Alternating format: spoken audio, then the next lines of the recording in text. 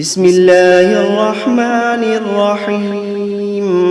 الرحمن علم القرآن، خلق الإنسان علمه البيان. الشمس والقمر بحسبان، والنجم والشجر يسجدان. والسماء رفعها ووضع الميزان، ألا تطغوا في الميزان. وأقيموا الوزن بالقسط ولا تخسروا الميزان. والأرض وضعها للأنام، فيها فاكهة والنخل ذات الأكمام، والحب ذو العصف والريحان. فبأي آلاء ربكما تكذبان؟ خلق الإنسان من صلصال كالفخار، وخلق الجان من مارج من نار. فبأي آلاء ربكما تكذبان؟ رب المشرقين ورب المغربين. فبأي آلاء ربكما تكذبان؟ مرج البحرين يلتقيان، بينهما برزخ لا يبغيان. فبأي آلاء ربكما تكذبان؟ يخرج منهما اللؤلؤ والمرجان. فبأي آلاء ربكما تكذبان؟ وله الجوار المنشآت في البحر كالأعلام. فبأي آلاء ربكما تكذبان؟ كل من عليها فان، ويبقى وجه ربك ذو الجلال والإكرام. فبأي آلاء ربكما تكذبان؟ يسأله من في السماوات والأرض كل يوم هو في شأن. فبأي آلاء ربكما تكذبان؟ سنفرغ لكم أيها الثقلان. فبأي آلاء ربكما تكذبان؟ يا معشر الجن والإنس إن استطعتم أن تنفذوا من أقطار السماوات والأرض فانفذوا، لا تنفذون إلا بسلطان. فبأي آلاء ربكما تكذبان؟ يرسل عليكما شواظ من نار ونحاس فلا تنتصران. فبأي آلاء ربكما تكذبان؟ فإذا انشقت السماء فكانت وردة كالدهان. فبأي آلاء ربكما تكذبان؟ فيومئذ لا يسأل عن ذنبه إنس ولا جان. فبأي آلاء ربكما تكذبان؟ يعرف المجرمون بسيماهم فيؤخذ بالنواصي والأقدام. فبأي آلاء ربكما تكذبان؟ هذه جهنم التي يكذب بها المجرمون يطوفون بينها وبين حميم آن فبأي آلاء ربكما تكذبان ولمن خاف مقام ربه جنتان فبأي آلاء ربكما تكذبان ذواتا أفنان فبأي آلاء ربكما تكذبان فيهما عينان تجريان فبأي آلاء ربكما تكذبان فيهما من كل فاكهة زوجان فبأي آلاء ربكما تكذبان متكئين على فرش بطائنها من استبرق وجنى الجنتين دان فبأي آلاء ربكما تكذبان فيهن قاصرات الطرف لم يطمثهن إنس قبلهم ولا جان فبأي آلاء ربكما تكذبان كأنهن الياقوت والمرجان فبأي آلاء ربكما تكذبان هل جزاء الإحسان إلا الإحسان فبأي آلاء ربكما تكذبان ومن دونهما جنتان فبأي آلاء ربكما تكذبان مدهامتان فبأي آلاء ربكما تكذبان فيهما عينان نضاختان فبأي آلاء ربكما تكذبان فيهما فاكهة ونخل ورمان فبأي آلاء ربكما تكذبان فيهن خيرات حسان فبأي آلاء ربكما تكذبان حور مقصورات في الخيام فبأي آلاء ربكما تكذبان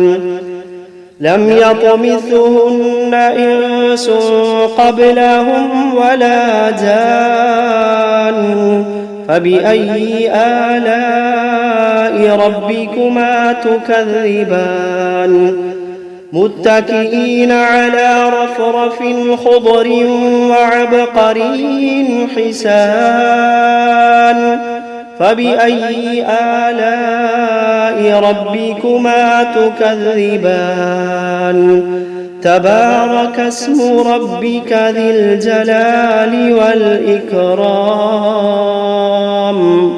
بسم الله الرحمن الرحيم تبارك الذي بيده الملك وهو على كل شيء قدير الذي خلق الموت والحياة ليبلوكم أيكم أحسن عملا وهو العزيز الغفور الذي خلق 7 سماوات طباقا ما ترى في خلق الرحمن من تفاوت فارجع البصر هل ترى من فطور ثم ارجع البصر كرتين ينقلب إليك البصر خاسئا وهو حسير ولقد زينا السماء الدنيا بمصابيح وجعلناها رجوما للشياطين وأعتدنا لهم عذاب السعير وللذين كفروا بربهم عذاب جهنم وبئس المصير إذا ألقوا فيها سمعوا لها شهيقا وهي تفور تكاد تميز من الغيظ كلما ألقي فيها فوج سألهم خزنتها ألم يأتكم نذير قالوا بلى قد جاءنا نذير فكذبنا وقلنا ما نزل الله من شيء إن أنتم إلا في ضلال كبير وقالوا لو كنا نسمع أو نعقل ما كنا في أصحاب السعير فاعترفوا بذنبهم فسحقا لأصحاب السعير إن الذين يخشون ربهم بالغيب لهم مغفرة وأجر كبير وأسروا قولكم أو اجهروا به إنه عليم بذات الصدور ألا يعلم من خلق وهو اللطيف الخبير ألا يعلم من خلق وهو اللطيف الخبير هو الذي جعل لكم الأرض ذلولا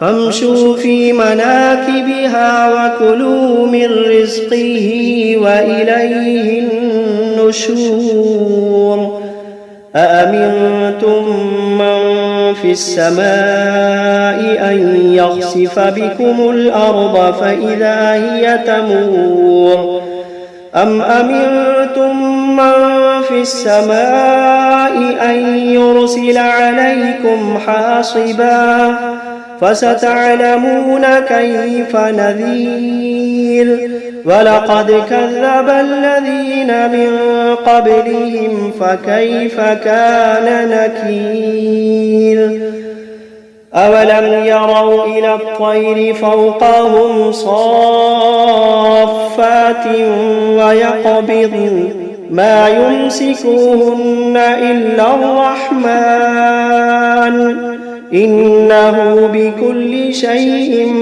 بصير أمن هذا الذي هو جند لكم ينصركم من دون الرحمن إن الكافرون إلا في غرور أمن هذا الذي يرزقكم إن أمسك رزقه بل لجوا في عتو ونفور أفمن يمشي مكبا على وجهه أهدى أمن يمشي سويا على صراط مستقيم قل هو الذي أنشأكم وجعل لكم السمع والأبصار والأفئدة قليلا ما تشكرون قل هو الذي ذرأكم في الأرض وإليه تحشرون ويقولون متى هذا الوعد إن كنتم كنتم صادقين قل إنما العلم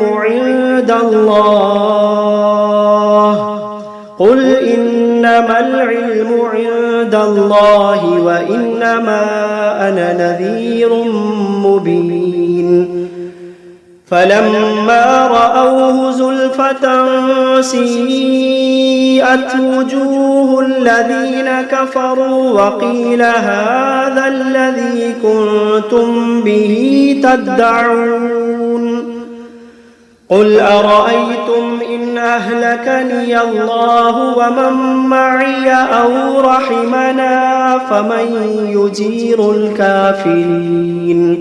فمن يجير الكافرين من عذاب أليم قل هو الرحمن آمنا به وعليه توكلنا فستعلمون من هو في ضلال مبين قل أرأيتم إن أصبح ماؤكم غورا فمن يأتيكم بماء معين بسم الله الرحمن الرحيم قل أوحي إلي أنه استمع نفر من الجن فقالوا إنا سمعنا قرآنا عجبا يهدي إلى الرشد فآمنا به ولن نشرك بربنا أحدا وأنه تعالى جد ربنا ما اتخذ صاحبة ولا ولدا وأنه كان يقول سفيهنا على الله شططا وأنا ظننا أن لن تقول الإنس والجن على الله كذبا وأنه كان رجال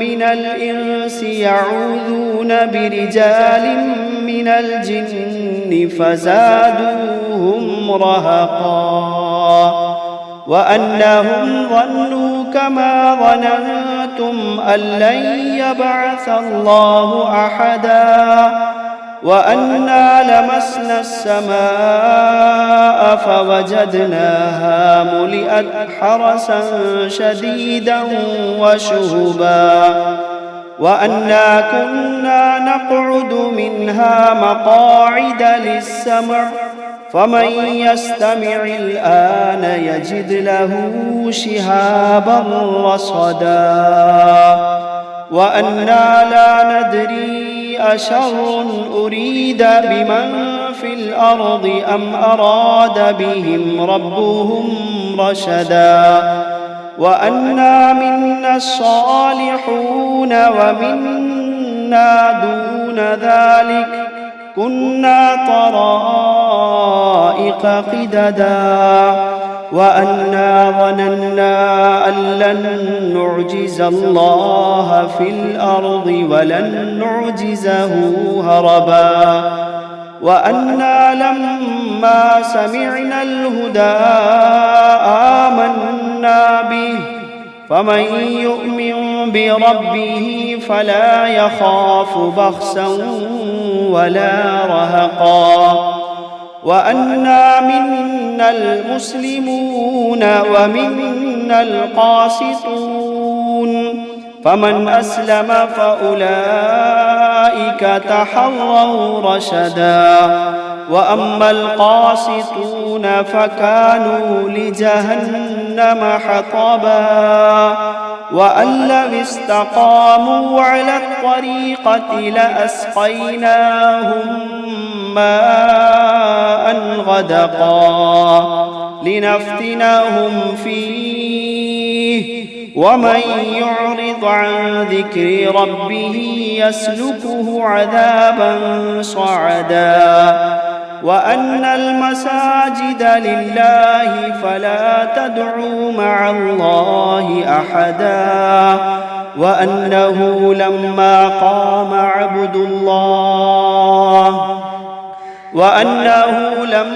قام عبد الله يدعوه كادوا يكونون عليه لبدا. قل إنما أدعو ربي ولا أشرك به أحدا. قل إني لا أملك لكم ضرا ولا رشدا. قل إني لا أملك لكم ضرا ولا رشدا. قل إني لن يجيرني من الله أحد. قل إني لن يجيرني من الله أحد ولن أجد من دونه ملتحدا إلا بلاغا من الله ورسالاته ومن يعص الله ورسوله فإن له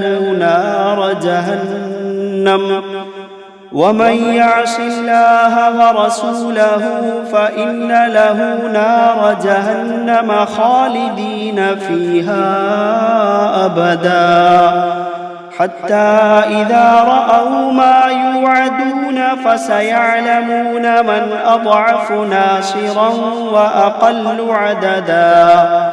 قل إن أدري أقريب ما توعدون أم يجعل له ربي أمدا. عالم الغيب فلا يظهر على غيبه أحدا إلا من ارتضى من رسول فإنه يسلك من بين يديه ومن خلفه رصدا ليعلم أن قد أبلغوا رسالات ربهم وأحاط بما لديهم وأحصى كل شيء عددا.